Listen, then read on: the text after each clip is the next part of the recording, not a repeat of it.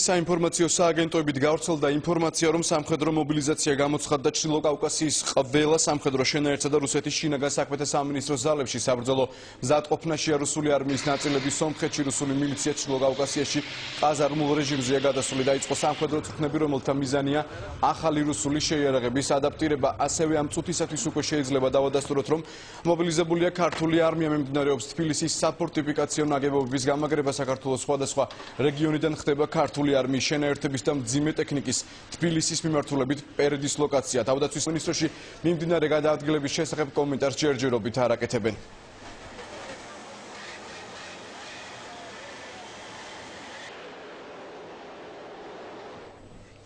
და ეს წუთია ცნობილი ხდება, რომ რუსეთის პრეზიდენტმა საქართველოში ინტერვენციის გადაწყვეტილება მიიღო. გთავაზობთ განცხადებას, რომელსაც რუსული არხები ამ წუთებში პირდაპირ ეთერში გადასცემენ. შექმნილი ვითარებიდან გამომდინარე, რუსეთი ვალდებულია, რომ მიიღოს გადამწყვეტი ზომები იმისათვის, რომ უზრუნველყოფილი იყოს რეგიონალური მშვიდობა და ჰარმონიული განვითარება კავკასიის ხალხებს შორის. ჩვენ ხედავთ, რომ ხალხის სურვილი, მათ შორის რუსეთის ასობით ათასი მოქალაქის, აფხაზეთისა და ოსეთის მთავრობების, ასევე ქართული პოლიტიკური ლიდერების ყველაზე პროგრესული ნაწილის სურვილი არის მშვიდობა და თანამშრომლობა. დღეს ამის განხორციელებას მხოლოდ ერთი ადამიანი, სააკაშვილი უშლის ხელს. იგი ყველაფერს აკეთებს, რომ რეგიონი მუდმივი დაპირისპირებისა და გრევის ქაოსში იყოს ჩათრეული. იგი არის ტერორისტი და წარმოადგენს პირდაპირ საფრთხეს კავკასიის ხალხებისა და მთელი რეგიონისათვის. ჩვენ გვინდა მშვიდობა და თანამშრომლობა კავკასიის ყველა სახელმწიფოსა და განსაკუთრებით საქართველოსთან.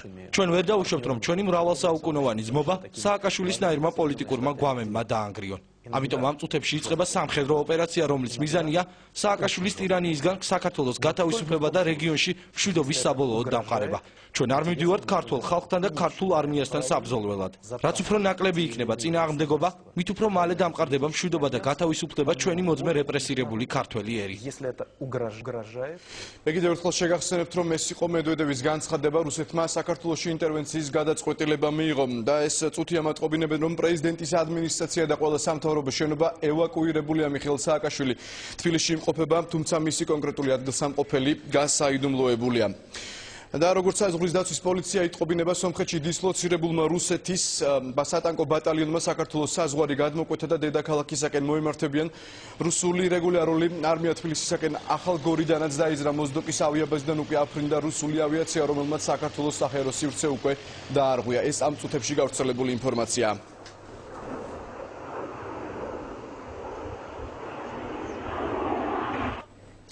საქართველოში ინტერვენციის შესახებ გადაწყვეტილების მიღების შემდეგ მოსკოვში განცხადებები გაკეთდა, როგორც მოსალოდნელი იყო ანტიქართულად განწყობილმა პოლიტიკოსებმა მედვედევის გადაწყვეტილება მოიწონეს, თუმცა მოსკოვში დღეს საქართველოს დამცველი განცხადებებიც გაკეთდა.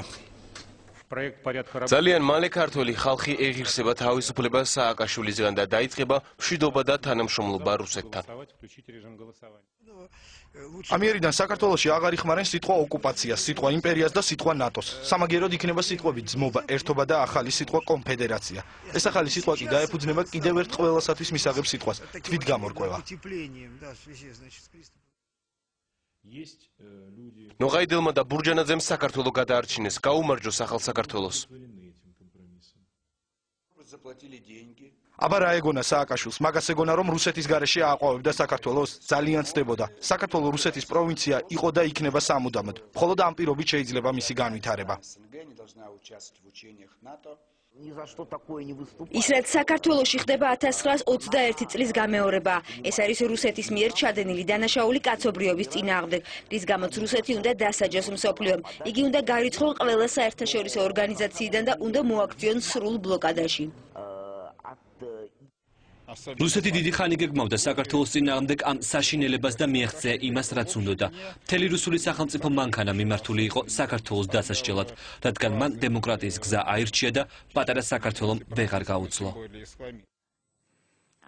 საქართველო უახლოვდებოდა ევროპულ სტანდარტებს. იგი ჯიუტად ცდილობდა თავი დაეღწია რუსული იმპერიის მარწუხებიდან და ახერხებდა კიდეც ამას, მაგრამ რუსეთმა ყველა ღონეს მიმართა. მიხვდა რა, რომ მარცხდებოდა, განიზრახა საბოლოოდ დაეჩოქებინა და გაენადგურებინა ქვეყანა.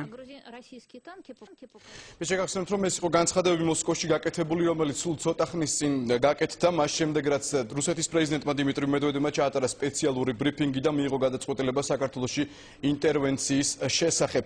და და უახლესი ინფორმაცია, რომელიც ეგრეთ წოდებულმა სახალხო მთავრობამ მოგვაწოდა საქართველოს სხვადასხვა სამხედრო ბაზებიდან თბილისისკენ მომავალი საქართველოს შეიარაღებული ძალების და მძიმე ტექნიკის კოლონიას 3 ბატალიონი გამოეყო. მათ უარი განაცხადეს თბილისში სააკაშვილის დანაშაულებრივი რეჟიმის დასაცავად ჩამოსვლაზე ათავდნენ მძიმე ტექნიკის ერთეულითა და რამდენიმე საარტილერიო დანადგარით მათ ტრასიდან გორისკენ გადაუხვიეს და განაცხადეს, რომ ამიერიდან სახალხო მთავრობას ემორჩილებიან, მათ გორში დაელოდებიან და მათთან ერთად გააგრძელებენ ბრძოლას საქართველოს სააკაშვილისაგან გასათავისუფლებლად. სახალხო მთავრობის წევრები ცხინვალიდან გორში დაბრუნდნენ და მიესალმნენ მათ დაქვემდებარებაში გადასულ ჩენაერთებს.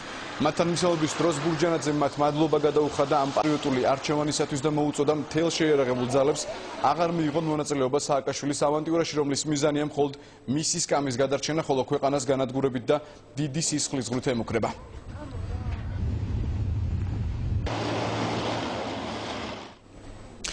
და ინფორმაცია მოდის ამერიკიდანაც საქართველოში რუსულ ინტერვენციასთან დაკავშირებით განცხადება კეთდება თეთრ სახლში ბარაკ ობამა, რომელსაც აკეთებს განცხადებას, რომელსაც პირდაპირ ეთერში ვრთავთ. Good afternoon, everybody. რუსეთის მოქმედება მიუღებელია. ამერიკა მხარს უჭერს საქართველოს სუვერენიტეტსა და ტერიტორიულ მთლიანობას. ამ მოქმედებით რუსეთი საკუთარ თავს უქმნის საერთაშორისო იზოლაციის რეალურ საფრთხეს. კატეგორიულად მოუწოდებთ მოსკოვს დაუყოვნებლივ შეაჩეროს სამხედრო კამპანია სუვერენული მეზობლის წინააღმდეგ. ეს ობამას განცხადება, რომელმაც მოსკოვის სამხედრო კამპანიის შეჩერებისკენ მოუწოდა. ჰილარი კლინტონი კი მოსკოვში გაემგზავრა მედვედევ პუტინთან შესახვედრად უკვე ჩავიდა პრეზიდენტი სარკოზი, რომელსაც ამ დრომდე კომენტარი ჯერჯერობით არ გაუკეთებია.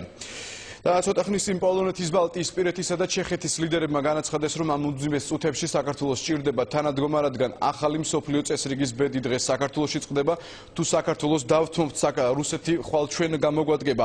ამიტომ ჩვენ მივიღეთ გადაწყვეტილება, ჩავფრინდეთ თბილისში და კიდევ ერთხელ ცოცხალ ფარად დავდგეთ საქართველოს სუვერენიტეტის გადასარჩენად. აღმოსავლეთ ევროპელი ლიდერების თვითმფრინავები უკვე ჰაერში იყვნენ და თბილისისკენ მოფრინავდნენ, როდესაც პირველი რუსული საავიაციო დარტყმები განხორციელდა თბილისის საერთაშორისო აეროპორტსა და ბაზიანის სამხედრო ბაზაზე. ეს ინფორმაცია სულ რამდენიმე წუთის წინ გახდა ცნობილი. ასევე დაიბომბა 31 ქარხნის ტერიტორია და ასაფრენი ბილიკი, ფოთის, სპორტის, საქაერო ნავიგაციის რადარები, საკომუნიკაციო ცენტრები, ჭურვები ჩამოვარდა სენაკისა და გორის სამხედრო ბაზაზე. ამ ინფორმაციას ამ წუთებში ვიღებთ. ქრონიკისათვის სულ ახლა ხდება ცნობილი.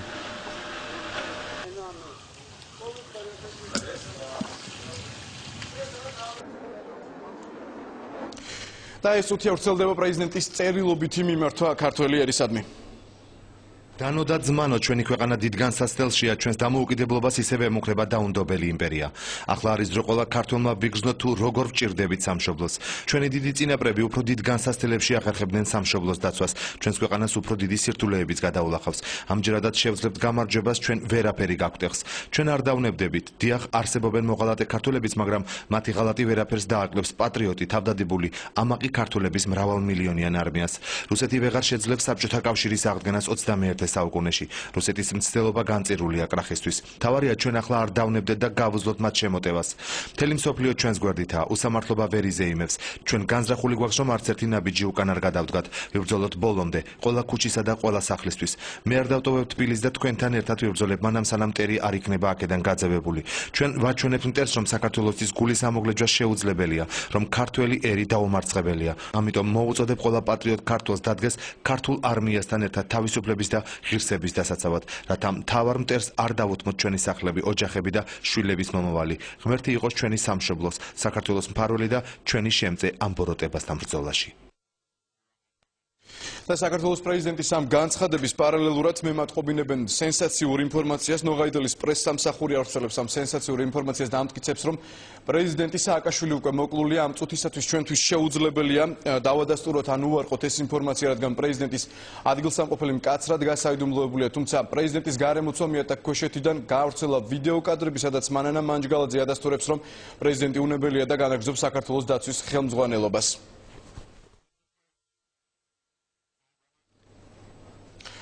და პრეზიდენტის განცხადების გავრცელების შემდეგ თბილისის სამხედრო კომისარიატმა ეს ინფორმაცია ეხლა გახდა ცნობილი, დაიწყეს იარაღის გაცემა მოხალისეებზე რუსულ არმიასთან. პირველი შეტაკებები დაიწყო მცხეთის მისადგომებთან, როგორც მემატყობინებენ პოზიციური სროლებია რუსთავი თბილისის ტრასის მონაკვეთზეც.